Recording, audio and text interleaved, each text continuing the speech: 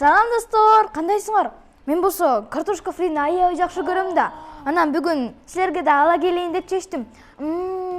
Картошка фрини жаман көргөн киши деле жок го. Ооба, туура айтасың. Кандайсыңар достор? Маанайыңар кандай? Жакшыбы? Биз силерди аябай сагынып кеттик. Раяна, сени картошканы туура айттың. Жакшы көрбөгөн киши болбосо керек депчи, баары эле жакшы көрөт. Анан картошканын тарыхын билесиңби? Жок, эмне картошканда тарыхы болобу, Үйдө. Ооба, ар бир нерсенин тарыхы болот достор. Достор, силер деле картошканын тарыхын билдиңер беле буга чейин? Картошка деген мурда 18-кылымдын орто ченинде француз биологу Антуан Августиндин аракетинин аркасында таанылган экен бүт дүйнө жүзүнө. Эң биринчиден деген ушул картошканы деген ушу Антуан Августин биздин француз биологубуз аябай көп убакыт эксперименттерди жасаптыр да. Аябай көп убакыт эксперименттерди жасап, картошканы кантип өстүрсө болот деп. Анан ушул картошка башка, мындайча айтканда, айыл чарба өсүмдүктөрүнө караганда аябай бат өсүп, жана пайдалуу экендигин көрсөткөн. Ал эми азыркы учурда болсо, көпчүлүк Европа мамлекеттеринде ушул картошка аябай сүйүктүү тамак экендигин далилдеп келишет. Түшүнүктүү, аябай кызыктуу окуя экен, Анан ошондо картошка пайда болгону, анан фри кантип пайда болду эле? Достор, ал эми фри кантип пайда болду десеңер, бул эң кызыктуусу. Фри деген англис тилинен которгондо көрсө, бул куурулган картошка деп которулат экен. Анан кийин бул куурулган картошка деген Бельгияда аябай атагына чыккан экен. Эң биринчиден картошканы жууп алат экен, тазалап. Жууп алгандан кийин аны деген ичке кылып кесип алат экен. Анан ичке кылып туурап алгандан кийин 2 жолу кууруйт экен керек болсо. Биринчисинде деген төмөн температурада майга кууруйт экен, картошканын ичи бышсын деп. Экинчисинде болсо картошканын сырты ушунда кытыраак болсун деп, атайын аябай жогорку температурадагы майга кууруп алат экен. Жөнүнөкөй эле картошканын ушунчалык узун тарыхы бар болгон экен, билбептирмин. Негизи ошо картошканын тарыхы барбы, жокпу деп көп эле адамдар кызыгып турса керек, достор. Эми силер да сонун аябай кызыктуу факты билесиңер. Негизи билесиңби? Бүгүн деген көрсө ушул картошка фринин күнү экен, достор. Эгерде силер картошка фрини жакшы көрсөңөр, анда силердин да бул сүйүктүү күнүңөр десем болот, Гүлжан эже, биз болсо сонун кызыктуу сөздөргө берилип кетип, көңүлдүү күнүн жазагын унутуп калган турбайсызбы? Туура айтасың. Кел анда азыр деген биз досторубуз менен бат-баттан чуркап барып туруп, сонун көңүлдүү күнүгү жасап алалык, Макул анда, кеттик анда достор.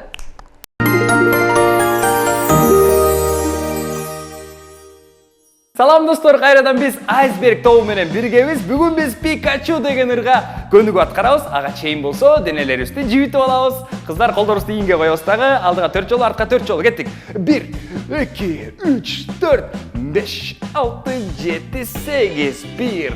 1, 2, 3, 4, 5, 6, 7, 8. Азаматсыңар, эми болсо алдыга бир жолу төшүбүзгө 1, анан кийин оңго кайра төшүбүзгө 1, анан солго. Кеттик, даяр болсоңор. 1, 2, 3, 4, 5, 6, 7, 8.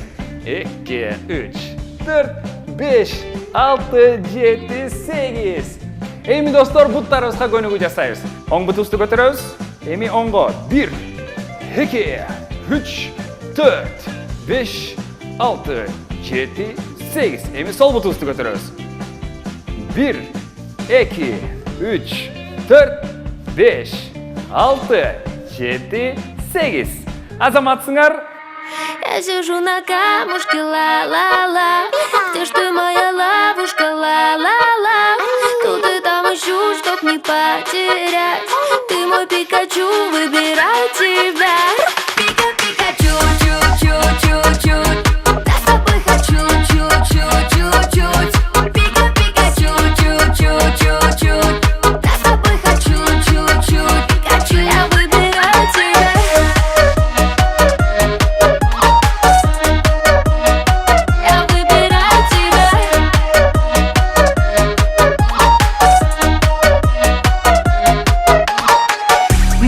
На пол,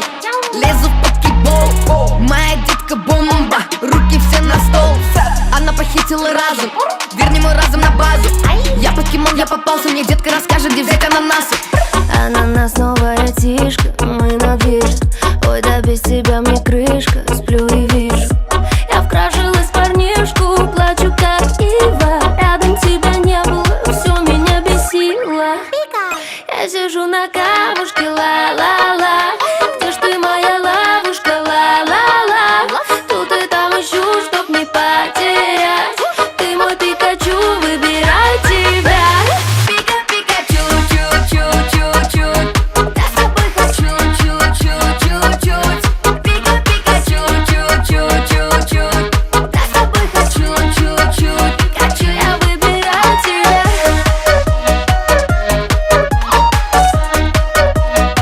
Я выбираю тебя.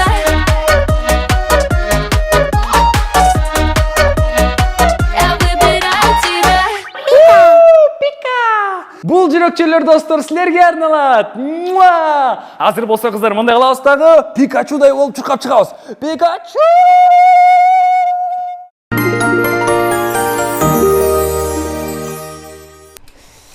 Ох, Райана.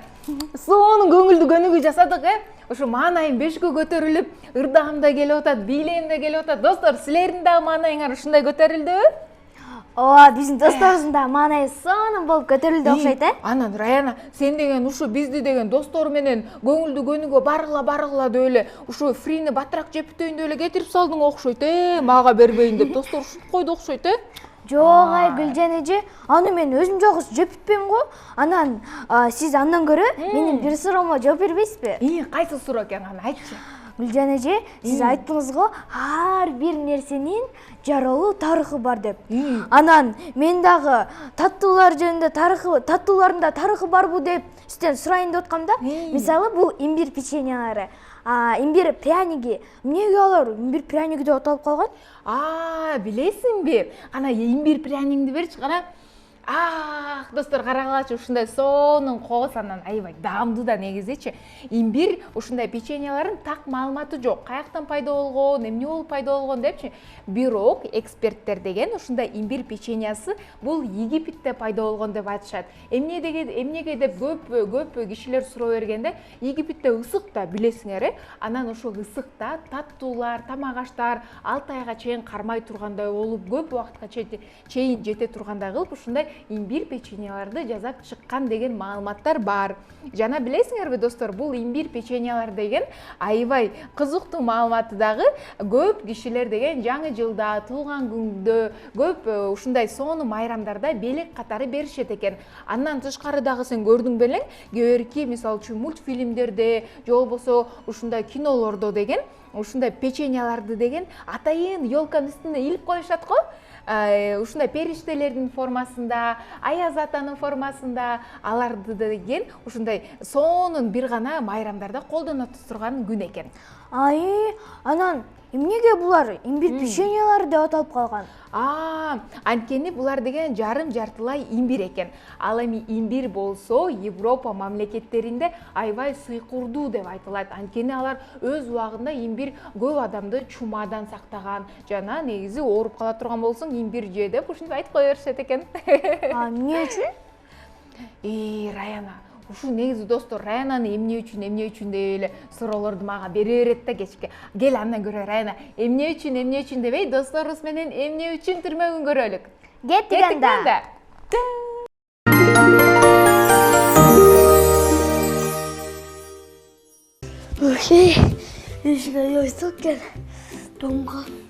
Азыр кышта суук болот, ошондуктан жылуу кийиш керек.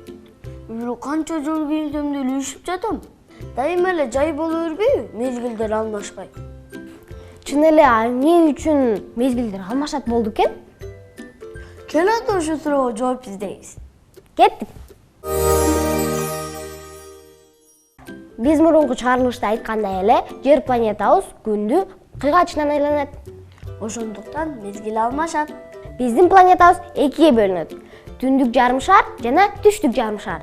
Биздин мамлекетибиз түндүк жарым шарда жайгашкан. Жер планетасы күндү айланып жатканда, биздин мамлекетибиз жайгашкан жагы декабрь айынан мартка чейин күндөн алыстап, башка жакты карап калат. Ошондуктан абалай күнгүрүк болуп, кыш келет. Ал эми күндү көздөй кыйгачтап турган жагында жай мезгили болот. Мисалы, бизде кыш декабрдан мартка чейин болсо, Австралияда тескерисинче июндан августка чейин кыш болот. Ал эми декабрь, февраль айларында аларда жай болот. Демек азыр Австралияга күн жакын экен да? Ооба, туура. Аларда азыр жылуу. Демек, мартка жакын биздин мамлекетке күн жакыныраак тип баштайт экен да. Туура айтасың. Достор, силер да түшүндүңөрбү? Анда эмне үчүн мезгилдер алмашат экенин билип алдык. Анда силер менен коштошобуз. Жакшы калгыла.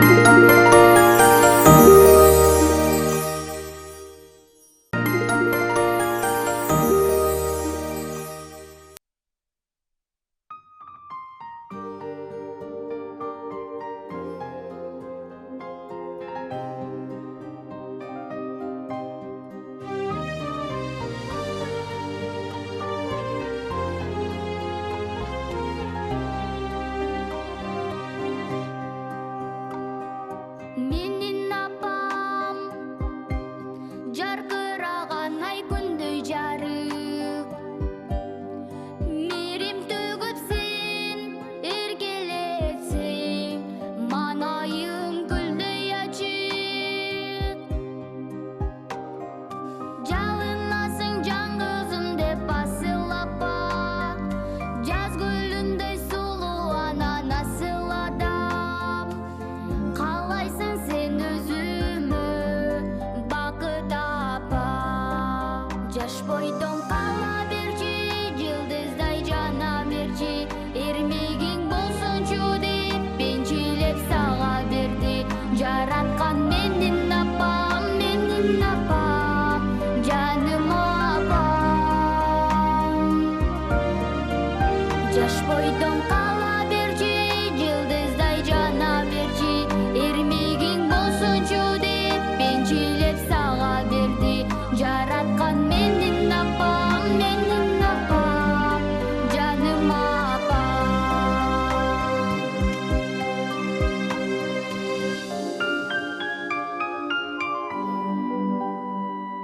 Менин атам тирегим сен жөлөп турган, махаббатымдан мага болгон магдырайым бөлүп турган. Жалынасың жаңгызым деп асылатам, жалыны бар күйүп турган асыладам. Тилейсиң сен өзүңө бакыт ата, жаш бойдон кала берчи, жылдыздай жана берчи, эрмегиң болсунчу деп бенчилеп сага берди. Жараткан менин апам, жаным апам. Жаш бойдон кала берчи, жылдыздай жана берчи, эрмегиң болсунчу деп бенчилеп сага берди. Жараткан менин апам, жаным апам.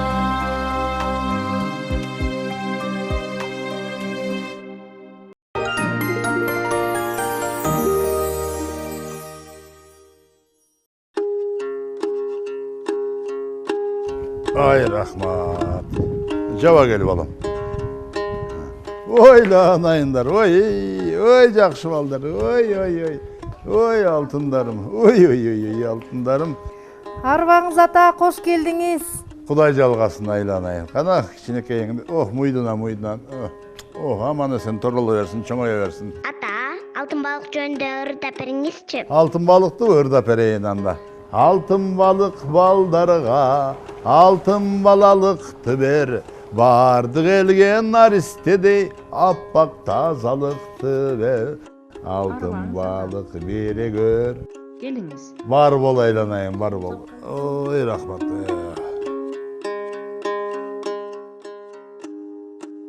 Ай, рахмат. Биздин эл эң байыркы улуу эл.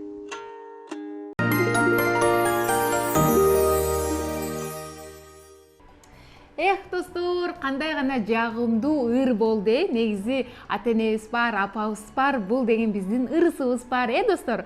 Анан биздин студиябызга деген жаркыраган суп-сулуу жылдыздуу коногубуз келип калыптыр. Кел эле тааныштырып өтөлү. Айзире Казымкулова. Анда алгач өзүңүз жөнүндө айтып берсеңиз. Мен 11 жаштамын. Мен 5 класстын окуучусу Шаршемкул Байелиев атындагы мектепте окуйсуң. Баракелде, баракелде. Эми Айзире карачы, сен деген ушундай сонун ырдадың да, мындай ырдап атканда угуп алып туруп ыйлаң да келип кетти, аябай жыргап да кеттиң да. Анан ошол жөнүндө айтып берчи, негизи ырга эмне болуп келип калгансың? Кантип ырдап калгансың? Атамдын 50 жашына мен Самара Каримованын "Мен атам эң жаш адам" деген белекти ырдап бергем. Белек кылып ырдап бергем. Анан менин туугандарым баардык акча берип эме кылгандан анан менин атамдын эжесинин баласы ал комуз чертип эме кылат. Анан мен ошо байкем мага айтты, музыкальныйга бар, сен голосуңа эме депчи, голосуң жакшы экен деп. Ал эми мисалы концерттерге же болбосо окуудагы иш-чараларга ырдап берет го. Ошентип ырдап бергенде толкунданасыңбы мектепте мисалы? Ырдап негизи чыгасың да, туурабы? Ооба. Кандай сезимдер болот? Биринчиден мен кичине толкунданам, ырдаганда толкунданбай сүйүнүп кетем да. Мен баардык угуп отурган. Баардын уруп отурганда, ай баракелде, баракелде. Негизи үнүң аябай сонун экен, бизге дагы жакты, биздин досторго да жакты деп ишенем. Ал эми Айзире айтып берчи, негизи ушу ырга эмне болуп келип калгансың? Буга чейин айтып кеттиң, ушу үнүң жакшы экен деп айтты депчи, бирок ошо ырдап атканда, ырдайм дегенде үй бүлөң каршы болгон жокпу? Ата-энең, жакын адамдарың? Мен эме атам болсо, атамдын туган күнүндө баардык конокторубуз келген, атамдын чоң эжекелери келип, анан ошолордон баардык кол жаап эме кылганда мен үнүм абдан жакшы экен деп анан ырга бардым. Ай баракелде. Өзүңүз ошол канча ыр билесиз? Мен Нейла эжеке менен Нурмат байке экөөнүн ырын Энекем деген ырын билем. Гүлзат Чыныбек кызынын Жолуккан кандай жакшы деген ырын билем. Баракелде. Мындайча айтканда көп эле ыр билет экенсиң да. Анда мындай кылбайлыкпы? Бизге бир эки мындай куплет, жандуу үн боюнча ырдап бербейсиңби? Кандай дейсиң? Өзүңө жаккан ырыңан бир эки куплет. Макул. Бакыттын булагы эч качан тыйбайсың, унутпай досторум түбөлүк сыйласын. Издебей өмүрдү кош жүрө мезгили, ар бир мүнөт кадыр сен бүгүн сезгили. Мыңайба деми, кайгырба деми, мыңайба деми, кайгырба деми, капаланба деги, бул да жаштык деми, болду кайгырбастан күлүп жүрчү эми. Мыңайба деми. Ай баракелде. Мыңайба деми де биз да кошулуп коелук. Ошондо сага бул жаккан ырың же болбосо дагы андан да башка аябай жаккан ырыңыз барбы? Жок, меники баары тең эле жакшы ырлар. Мага эң жакшы көргөн бул жана ата апа деген ырым, мыңайба деми деген ырым экөө тең аябай жагат. Тилер да жагат. Баракелде. Ал эми ырдаганың сонун экен, бирок жаңы жыл жөнүндө айтып бербейсиңби? Жаңы жылың кандай башталды? Жаңы жылым жакшы башталды. Жакшы башталды. Кандай белектерди берди? Мисалы, кантип тоздуңар үй бүлөңөр менен?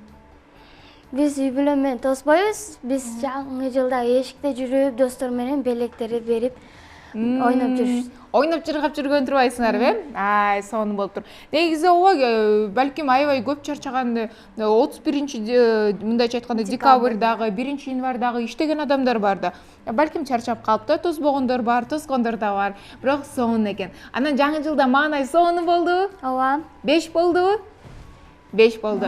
Ал эми мектеп жөнүндө айтып берчи. Мектеп кандай болуп атат? Азыркы учурда мындай мектепке бара элексиңер, Ооба. Каникулдасыңар. Чейректе канча чыксыңыз? Мен чейректин баары тең 4 жана 5. 4 жана 5. Ай, баракелде. Сону болгон турбай. Ал эми мындай кылбайлыкпы, Айзире? Сен деген азыр өзүңдүн жакын ушу адамдарыңа, өзүңүн ата-энеңе бүт баарына тең салам жолдоп туруп, дагы бир сонун бир куплет ырырдап койбойсуңбу бизге? Макул? Кел анда. Азыр деген экинчи камераны карап туруп, өзүңдүн жакын адамдарыңа салам айтып кой. Ата, апа, агайларым, эжелерим, досторума ысык салам. Баракелде. Кандай эми ушул аябай жакын адамдарыңдын урматына карата ырдап койчу бизге дагы бир 2 куплет. Же 3 куплет деле ырдап сал. Андан мен апам үчүн Нейла эжеке менен Урмат байке менен ырдаган Энеке деген ырын ырдап берейин. Кеттик анда. Эмгең бийик зор тоодой, меримиң төгүп койгондой, учурган канаттарыбыз, көкөлүп учуп барабыз. Сар санага батпачы, кайгыга башың салбачы, ак сүтүңдү актачу, балдарыңдын максаты, ай балдарыңдын максаты.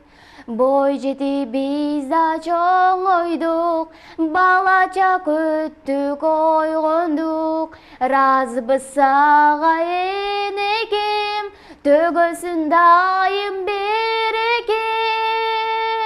Сар санага батпачы, кайгыга башың салбачы, ак сүтүңдү актачу, балдарыңдын максаты, ай балдарыңдын максаты.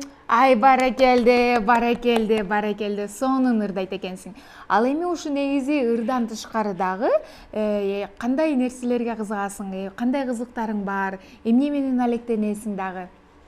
Мен ырга кызыгам, жана комузга кызыгам. Комузга да кызыгасың. Ал эми келечекте ким болгуңуз келет?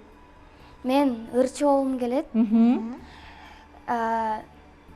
Элера Кабылбек кызы, Гүлзат Чыныбек кызы дай болуп ырдап жүргүм келет. Ай, баракелде, сонун экен.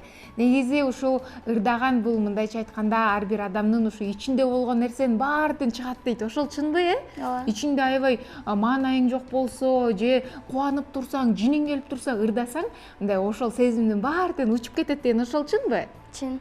Анда Раяна, биз деген эфирден кийин барып өзүбүздүн дагы ушундай күлүп турган маанайыбыз менен дагы ырдай ийелик, туурабы? Ай, баракелде. Чоң рахмат сага негизи, Азире, ушу биздин студиябызга келгениңе.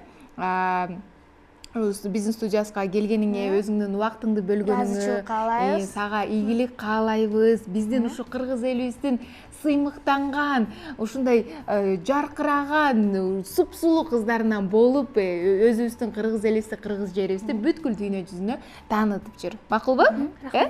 Ал эми достор, анан кийин сен комуз черткенди билем дедиң, буга чейин. Комуз кийинки бир тыныгуудан кийин комуз черткениңди көрбөйлүкпү? Макул. Макул. Анда кийинки көрсөтүүлөрдө дагы сени менен көрүшөбүз. Анда эмесе достор, биз деген азыр кийинки түрмөккө кезекти берелик. Биздин акылдуу досторубуз негизи жаңы сөздөрдү жаттап, жаңы маалыматтарды алат эмеспи? Анда Ооба, ал болсо, албетте, ал болсо Тилимпоз түрмөгө. Кеттик анда достор.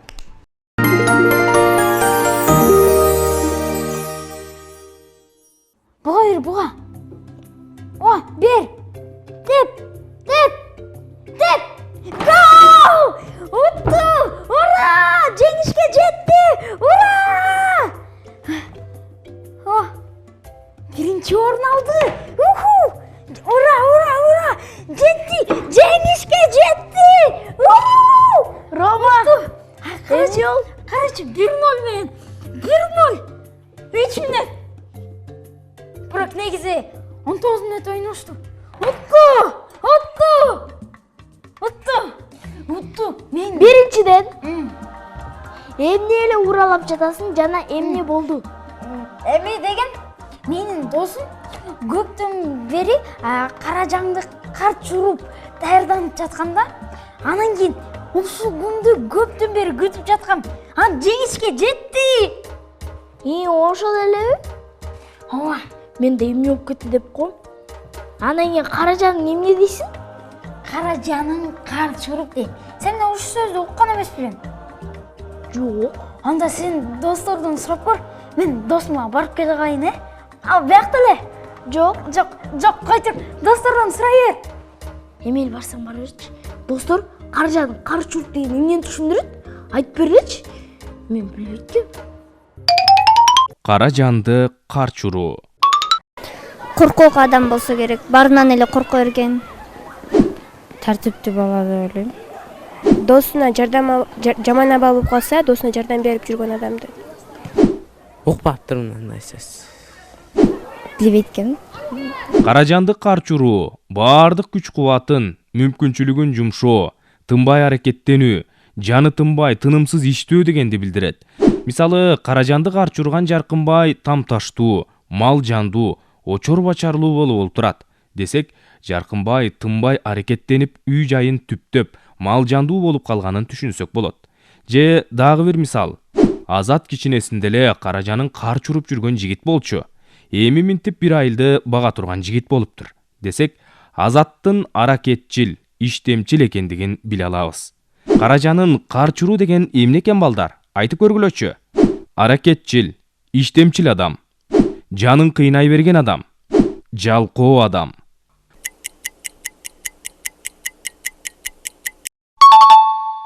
Туп-туура азаматсыңар балдар. Келдиңби? Ооба.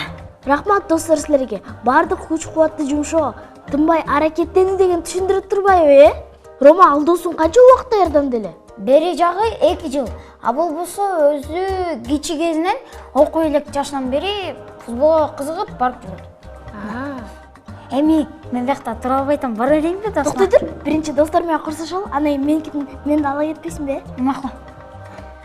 Кошкула достор, көрүшкөнчө басып, катталганды унутпагыла. Анан ой пикириңерди жазгыла. Биз кеттик.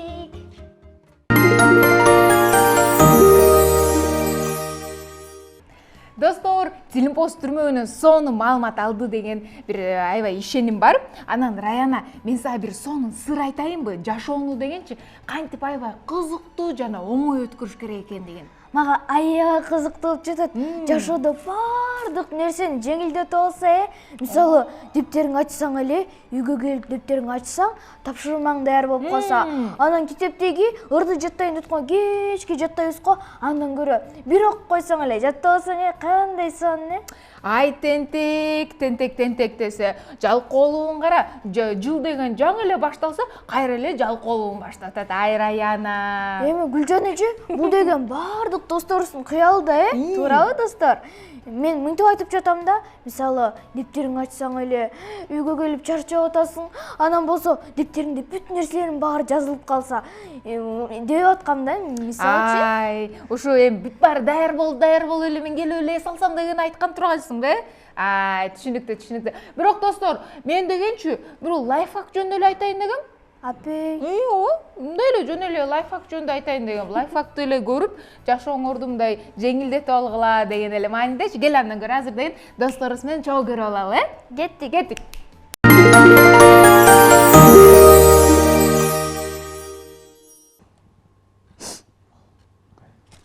Кандайсыңар достор? Силер бул жакта белеңер? Жок, менин маанайым жакшы эле.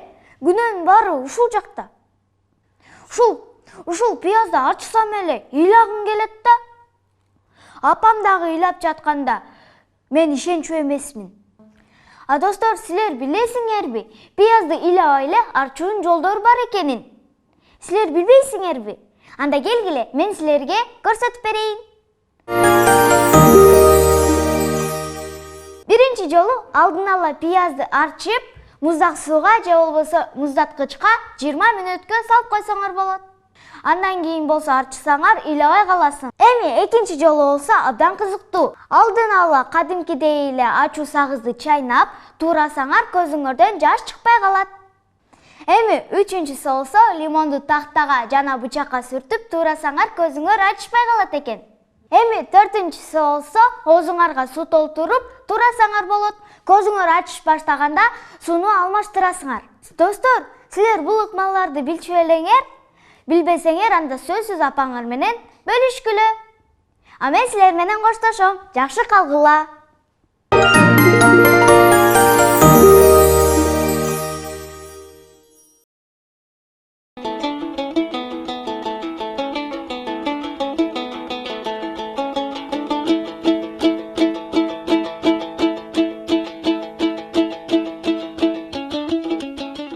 Менин балам ушундай, Турумтайдын кушундай, токуп койгон тораттай, топчулап койгон манаттай. Менин балам уш экен, Турумтайдын кушу экен, токуп койгон торат экен, топчулап койгон манат экен.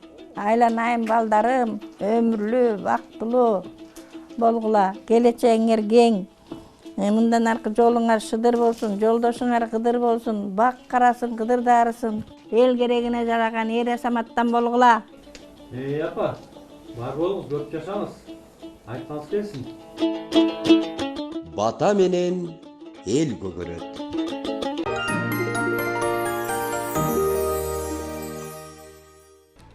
Достор, лайфхактан жакшы маалымат алып алдыңарбы? Жашооңор мына ушинтип жеңилдеп калдыбы? Анда эмесе, силер көптөн бери күткөн саат келди, убакыт келди, мүнөт келди, секунда келди. Миллисекунда. Биз деген азыр эмне кылабыз, Раяна? Азыр болсо силер менен чогуу оюн ойнойбуз. Ооба достор, анан достор билесиңер, оюндун шарттары оп-оңой. Эң биринчи бизге чалаардан мурда сыналгыдан алысыраак туруп, анан кийин өзүңөрдүн билдигиңерди текшерип туруп, сөз мага бизге деген чалгыла. Макулбу? Анан биз суроону деген бир-бирден жооп беребиз. Эгерде 3 суроого жооп берсеңер, туп-туура, анан биз силерге деген ушундай локомотив муз аянтчасына белек беребиз. Мындайча айтканда, чакыруу билетин беребиз. Ошол жака барып, жыргап, кышында тээп келсеңер болот. Анда эмесе, биринчи суроону окуп койбойсуңбу? Кандай нерсе өзү сүйлөбөйт, бирок сүйлөөгө жардам берет? Мынакей, достор, бул логикалык суроо. Ойлонуп көргүлө. Кандай нерсе өзү сүйлөбөйт, бирок сүйлөөгө жардам берет? Жакшылап ойлонгула, логикалык суроо. Чалуу бар экен. Кана? Кабыл алабыз. Салам. Саламатсызбы? Салам, каяктан чалып атасың? Чүй областан Бишкек шаары. Атың ким? Атым Амина. Амина, канчадасың? 11 жаштамын. 11 жашта. Биздин сурообузга жооп бергенге даярсыңбы? Суроону айтып коелу. Кана биринчи суроого кана биздин Амина деген сонун дос кызыбыз жооп берет экен. Кандай нерсе өзү сүйлөбөйт, бирок сүйлөөгө жардам берет, Амина? Бул. Кана бол, Раяна. Амина, бир. Гел, биз 3кө чейин санайлык, сен жообун айткың, анткени бизде убакыт аябай тар. Биздин досторубуздун бар ден. Суроо угулбай калды, кайталап кой. Дагы бир жолу, гел кайталап коелу. Гел, кана кайталап койчу. Кандай нерсе өзү сүйлөбөйт, бирок сүйлөөгө жардам берет? Кана, Амина. Кандай нерсе өзү сүйлөбөйт, бирок сүйлөөгө жардам берет? Логикалык суроо. Кана жакшылап ойлонуп көр. Убакыт бизде аябай тар. Кана, Амина? Бир. Гел, 3кө чейин санайлык, Биздин досторубуз күтүп атат да, башка досторубуз да чалып бизге жообун айтайын деп. Кана, Амина, гел. Бир. 1,5. 2. Кана, Амина, 2,5. 2,5-дын жарымынын бөлүгү 3. Амина, кечирип койчу, бирок бизде деген достордун баардыгын күтүп атат. Эмки суроого, эмки биздин оюнга сөз катышкының. Анда эмесе, бизде дагы бир чалуу бар экен. Кабыл алабыз. Саламатсыңбы?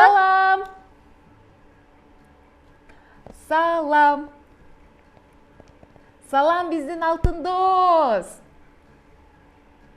Дане ким көрсөтүүсүнүн досу. Толкунданып кетти окшойт. Достор, жөн эле ойноп чалбайбыз, макулбу? Келгиле, дагы биздин чалуу бар экен. Дагы бир досубуз чалып атат. Алло. Салам. Каяктан чалып атасың? Каяктан чалып атасың? Бишкектен. Достор, сөзсүз бирдикти текшеребиз. Макулбу? Дагы бир чалуубуз бар экен бизде. Дагы бир досубуз чалып атат. Кана? Кабыл алабыз. Салам. Салам. Салам. Жок. Достор, келгиле, бизде убакыт аз, мынакей убакыт аз. Болула бат-баттан жооп беребиз, же болбосо ушул белекти албай каласыңар. Салам. Бизде чалуу бар экен. Салам. Салам, каяктан чалып атасың, досум? Ана кызым кан. Атың ким? Ким? Ана кызым кан. Атың ким, атың? Таңсулу. Таңсулу. Таңсулу. Кана биздин суроого сенин жообуң даярбы? Кана айтчы. Кандай нерсе өзү сүйлөбөйт, бирок сүйлөөгө жардам берет бул? Ай, баракелде. Азаматсың, келбешти берчи. Таңсулу, азаматсың. Эми сага деген экинчи суроону беребиз. Кел, экинчи суроого жооп бере. Бул дагы логикалык суроо. Кандай сууну ичүүгө болбойт? Мынакей, Таңсулу, сага жардам берелик. Кандай сууну ичүүгө болбойт? Мисалы үчүн, ал сууну мындай бат эле алып туруп эле иче албайсың да, аны күтүп туруш керек ал сууну ичиш үчүн. Бул ошондо кандай болуп калат? Кана Таңсулу, ал сууну ичсе болот, бирок аны деген күтүп туруш керек. Күтүп туруп анан кийин ичесиң да, алып туруп эле иче албайсың. Бул деген кана? Бирок ал суу аябай пайдалуу. Мисалы үчүн мен Кытайда келген досторум бар, эртең менен деле кечинде деле ошол сууну эле иче беришет да. Кана?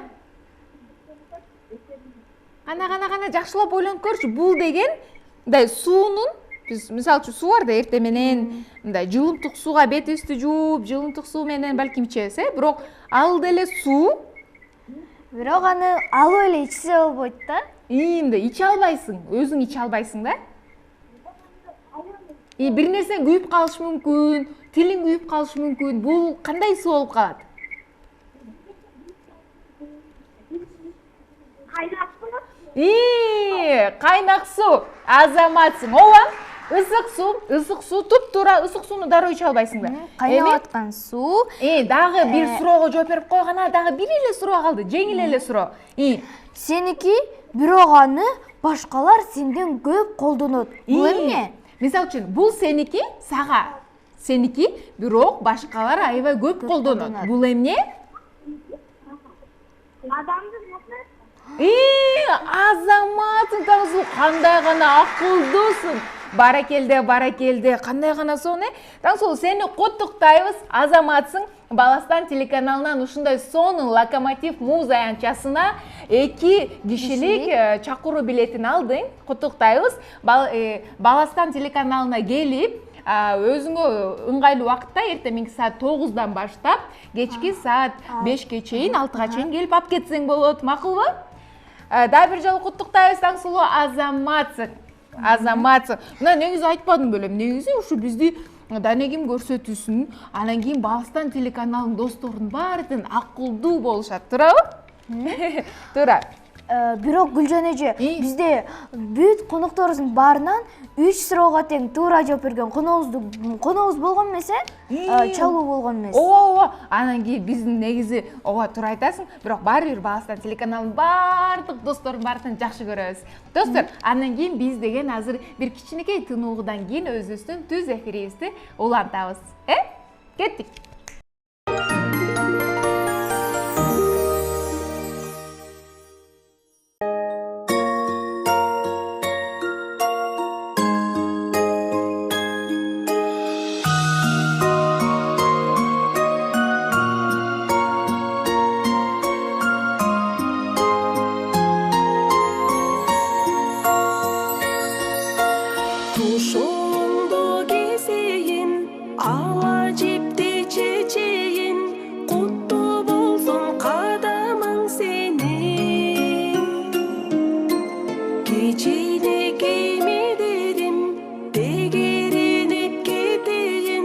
Аман болгон карагым менен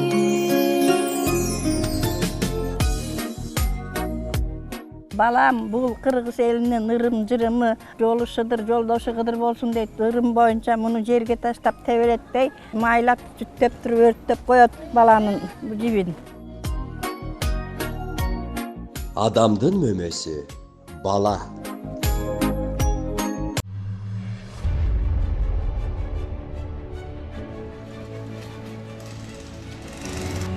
Бигирет, дагы көтөр.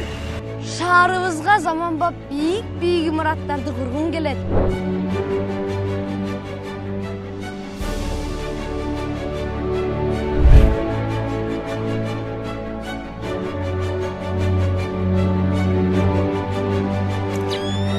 Мен шаарымдын тазалыгына кам көргүм келет. Бишкек шаары эң коз, көчөлөр кенен жап-жашыл болсун каалайм.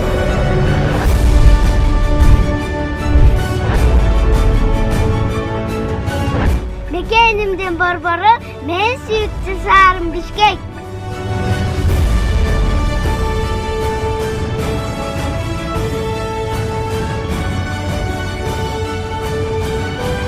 Баарыбыз шаарыбызды бирге өнүктүрөбүз.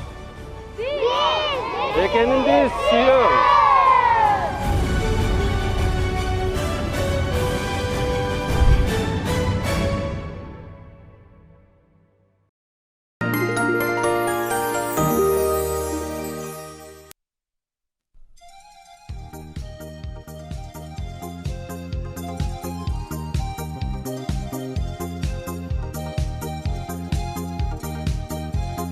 Бақыттың бұлағы еш қачан тыйбасын, ұнытпай досторым төбөлүк сыйласын. Изебей өмүргө кош жүрөк кечкейип, ар бир мүнөт кадырың сен бүгүн сезгениң. Мұңайба деми, кайгырба деми, мұңайба деми, кайгырба деми, капаланба деги, бул да жаштык деми, болду кайгырбастан күлүп жүрчү эми. Мұңайба деми, мұңайба деми, мұңайба деми, мұңайба деми.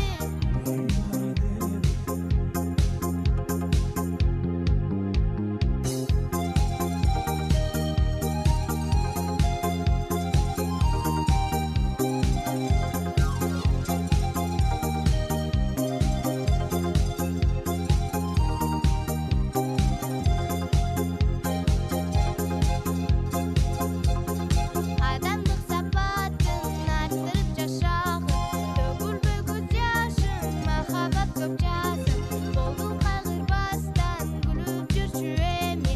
Мұңайба деми, кайгырбачы деги, мұңайба деми, кайгырба деми, мұңайба деми, кайгырба деми, капаланба деги, бул да жаштык деми, болду кайгырбастан күлүп жүрчү эми. Мұңайба деми, мұңайба деми, мұңайба деми, мұңайба деми.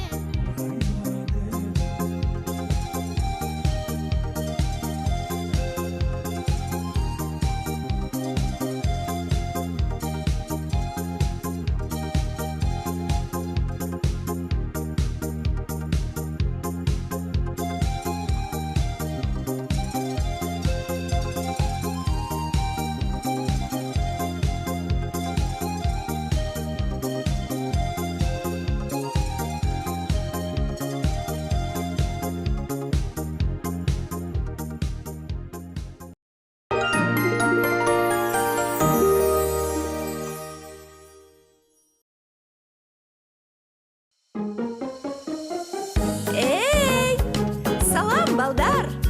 Уксаңар, эмне болду? Квак, квак, квак. Квак, квак, квак. Квак, квак, квак. Мө, мө, мө. Мө, мө, мө. Мө, мө, мө. Хрю, хрю, хрю. Хрю, хрю, хрю.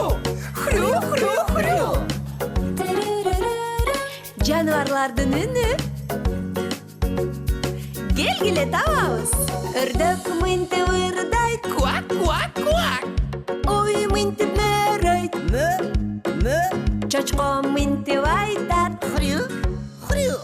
Квак, мө, хрю. Квак, мө, хрю.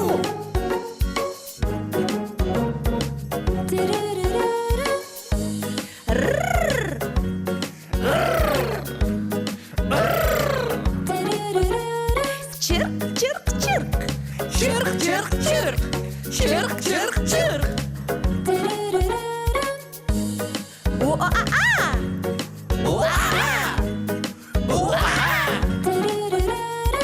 Жануарлардын үнү келгиле табабыз.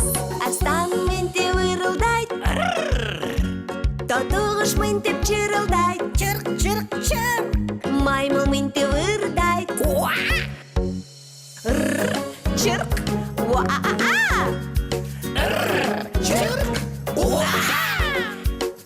Эң сонун адыны кайсы жануарларды угасыңар?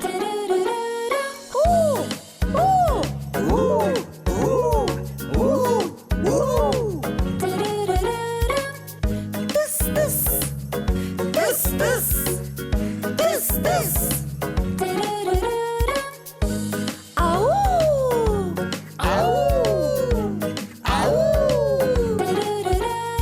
Жануарлардын үнү келгиле табабыз. Үкү мынтип ырдайт, жылан мынтип тысылдайт, тыс. Карышкыр мынтип улуйт, тыс.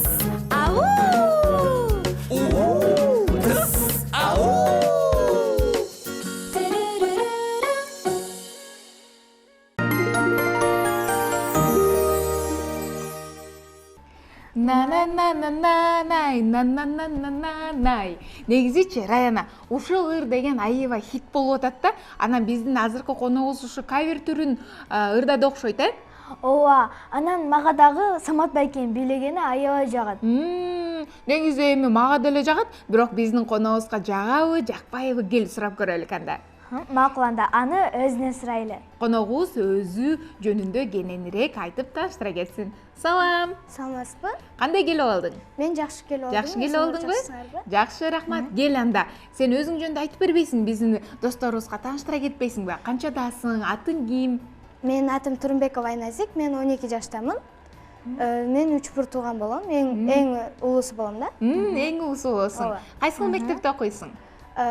Ван Антоновка орто мектебинде окуйм. Баракелде. Анан кел ушул ыр жөнүндө айтып берчи. Аябай жакшы көрөт окшойсуң, аябай да сонун ырдадың. Мен ушул ыр деген эң баарынан ушул ырды биринчи жакшы көрөм. Ушул ыр мен ошону ырдаганда өзүмдү жакшы сезем да. Баракелде. Ал эми негизи сен ырдап жүрөт окшойсуң. Анан ушу кантип ырдап калдың элең? Кантип ушул чыгармачылык жакка келдиң элең? Ошол жөнүндө айтып бербейсиң кененирээк? Негизи биздин үйдө чоң апам, чоң атам, атам, папамдар көп эле ырдайт, бүт баары ырдайт да. Анан мен дагы ошолорду көрүп ырдагым келген. Ошентип мен дагы ырдап калдым. Баракелде. Өзүңүз канча ыр билесиз? Мен өзүм көп эле ыр билем. Көп эле ыр билесиң, Ал эми негизи ушу ырдап баштап атканда, анан кийин бүт баардан колдоп беришти? Колдоп беришти. Азыр ырдап сынактарга чыктыңбы? Ооба, мен мектепте эме болот да. Конкурстар болгондо, майрамдар болгондо бүт баарында эле ырдап активдүү катышам. Толкундоо болотпу? Толкун сезимдери болобу? Мен деген биринчи ырдап баштаганда толкундап баштайм. Толкунданчумун. Анан уже көнүп калдым. Көп эле ырдап баштап, уже толкунданбай калдым да. Мына мындайча айтканда, өзүнүн жумушун аябай жакшы билип калган адам болуп калыптыр да биздин ырчы кызыбыз. Баракелде. Ал эми сен келечекте ким болгуң келет? Мен ырчы болгум келет. Ырчы болгуң келет. Ырчы эле болгуңуз келеби же андан да башка ойлоруңуз барбы? Азырынча жок. Азырынча жок. Азырынча жок. Ал эми негизи ушул ырдан тышкарыда эмнеге кызыгасың? Мен ырдан тышкары актёрский мастерствого барам. Баракелде. Анан кийин ушу кинолорго, сериалдарга тартылгың келеби? Ушундай максатың барбы сенде? Ооба, ага айтат, эгерде силер ошо актерский мастерстводон жакшы кылсаңар, силерди эмеге тартылам дейт да, сериалга тарттырам дейт. Тарттырам дейт, э? Ооба. Ал эми ушу негизи кыргыз элибиздин кайсыл ырчылары, кайсыл актерлору жагат сага? Самара Каримова жагат. Еще ким жагат? Дагы актерлордончу балким. Актерлордон? Ырчылардан. Самат жагат. Самат Эркинбеков жагат. Самат байке жагат экен. Самат байкени элдин баары эле жакшы көрөт, э? Биз деле жакшы көрөбүз негизи. Баластан телеканалды эле жакшы көрөт. Еще Адеми жагат. Адеми жагат. Карындаш деген эме кинодон Адеми жагат. Баракелде. Ал эми сенде мисалы үчүн кичинекей кезде ушундай болот го. Мен деген ушул ырчы менен же болбосо ушундай актриса менен жолуксам депчи. Сиз жолугуп көрдүңүз беле? Жок. Же ушундай жолуккун келеби? Мен Самат Эркинбеков менен Сен мыктысыңа баргым келген. Еще Элера Кабылжан кызы менен да жолуккум келет. Экөөбүз чогуу муңайбы Адемини ырдагым келет. Ырдагың келет, э? Ооба. Эми жаштын тилегин берет дегендей достор. Балким болуп калышы мүмкүн, э? Балким биздин ошо атактуу ырчыларыбыз дагы сенин ошо ойлогон ой максатыңа балким жеткирет. Рахмат. Анда эмесе сонун, бирок сен эми өзүң дагы талыкпай эмгек кыл, сөзсүз. Макулбу? Талыкпай эмгек кылып, ана сөз аткарылат болуш керек. Негизи анан ушу үй бүлөң жөнүндө айтып берчи. 3 бир тууганмын дедиң. 3 бир тууганмын. Мен жалгыз эле кыз балам. Экөө эркек. 2 эркек бар. Анан мен эме кылам да, үйдөн эң улуусу болгон үчүн эмеде мен эле эме кыз болом да үйдөнчү. Анан бүт баары эле мен эле эмете берет. Сен мынтишиң керек, сен эметишиң керек. Сен жакшы кызсың, сен үйдөн эме улуусуң деп эле мени бүт баары жакшы көрүшөт. Мындайча айтканда сен ошондо улуусу, сулуусу болуп, бир отогу эркеси дагы болуп, бүт баарына жетишет турбайсыңбы? Баракелде. Ал эми ушу негизи өзүңдүн мындайча айтканда бир туугандардын жөнүндө айтып бербейсиңби? Алардын мүнөзү кандай? Менин эки бөбөм, бирөөсү 2 класс, аты Эмир. Ал дагы мындай бийлегенди жакшы көрөт да. Мен тойлорго чыкканда ал дагы мен менен чогуу ырдап бийлеп турат. Кичинекей бөбөгүм болсо аты Азирет. Ал болсо 3 жашта, 2 жашта. Анан ал дагы өлө эме бийлегенди жакшы көрөт. Аябай бийлегенди жакшы көрөт. Анда үй бүлөңөрдүн баардын эле чыгармачыл адамдар турбайбы, Биздин өзүбүз үйдө деген чоң апам, чоң атамдар көп ырдайт да. Анан мен дагы ошолорду ырдагым келип, мен да ырдадым. Баракелде. Анда мындай кылбайлыкпы? Сен деген азыр экинчи камераны карапчы, ушу өзүңдүн жакын адамдарыңа, бир туугандарыңа, досторуңа, бүт баарына тең салам жолдоп кетпейсиңби? Мен апама, атама, туугандарыма, классташтарыма жана Зейнеп эжейим менен агайларыма салам айтам. Анан мен бир Азамат деген байкем бар, ал дагы мени айтып атканда, мен ошо телеканалга барганда мага да салам айтып кой деген. Азамат байке, сизге дагы салам. Баракелде. Анда азыр деген ушу Азамат байкен көрүп алып, аябай сыймыктанып атса керек, үй бүлөңдүн баары тең көрүп сыймыктанып атса керек. Сонун. Анда мындай кылбайлыкпы? Сен ушул ырларды, ырдаганды жакшы көрөм дедиң, э? Бизге ушу дагы бир ыр ырдап бербейсиңби толук? Отуруп эле, жандуу үн менен. Ата апа деген ырым бар. Жан күйөрүм апа, сен сүйөрүм апа, барасылым апа, ынагымсың, багбанымсың ата, зор бактымсың атам, коргонумсуң атам, чырагымсың апа, дайыма сен менен мактанамын апа, мен сени Меккеге алып барамын апа, бейишко сен барда төрт тарабым булагымсың ата, бир айткан сөзүңө шарттанамын ата, мен сени Меккеге алып барамын ата, бийикке жетелейт айткандарың, чынарымсың ата. Ай, баракелде, Азаматсың сонун ырдайт экенсиң. Анан негизи ушу ырдагың жакты дагы бир ырдап бербейсиң бизге, кыскача болсо дагы. Кандай дейсиң? Эме эне тил жөндөр деп берейин. Эне тил жөндөр деп бересиң, Кеттик. Эне тилсиз эл болбойт, тел сүйбөгөн жер болбойт. Эне тилин билбеген эч нерседен тең болбойт. Элин жерин сыйлаган эч нерседен тең болбойт. Дилим диттим кыргызым, кыргыз сүйгөн жылдызым. Дүңгүрөткөн дүйнөнү эне тилим тугулган, кыргыз улум чын кызым. Өскүнөн күн элим жерим менин кыргызым. Кыргызым ай жылдызым. Ар улуттун ардайым мене тили апасы. Эне тилден берилет ар бир элдин батасы. Эне тилин билбеске элден тийсин жазасы. Дилим диттим кыргызым, кыргыз күйгөн жылдызым. Дүңгүрөткөн дүйнөнү эне тилим тугулган, кыргыз улуу чын кызым. Өскүнөн күн элим жерим менин кыргызым. Кыргызым ай жылдызым ай. Баракелде, Азаматсың, сонун ырдайт экенсиң. Ал эми негизи ушу айтсаң, сен ырдан тышкарда эмне менен алектенем дедиң? Эмнеге кызыгасың да? Актерский мастерство. Актерскийден дагы мисалы үчүн спортко, балким спортко барасың. китеп окуганы. Мен ошо актерский мастерствону да тенниске барам. Тенниске да барасыңбы? Теннис кандай, мындай жана кичинекей тенниске же чоң тенниске барасың? Кичинекей тенниске барасың, Ай, баракелде. Мындайча айтканда спортко да жетишесиң, ырдаганы да жетишесиң, үйгө барып үйдүн жумушун да кылганы жетишесиң. Ай, баракелде, сонун экен. Ал эми негизи ушу азыркы кичинекей биздин досторубуз каникул учурунда, эс алуу учурунда анан ырдагысы келет. Кандай ушу кичинекей досторубузга кеңеш берет элең? Негизи биринчи ырдаганда силер чоңойгондо эме ушинтип ырдап коем, чоңойгондо ырдайм дебей, эң кичинекейиңерден баштап ырдаш керек. Ырдаганда биринчи өзүңөрдү уялчак сезбей, сценага же бир жака чыкканда деген өзүңдү уялчак сезбей, мындай катуу ырдаш керек да. Тартынбай, тартынбай ырдаш керек. Көп даярдансаң, эме тартынбай каласың.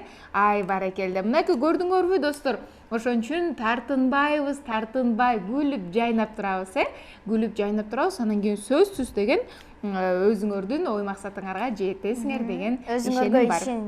Өзүңөргө ишенгиле.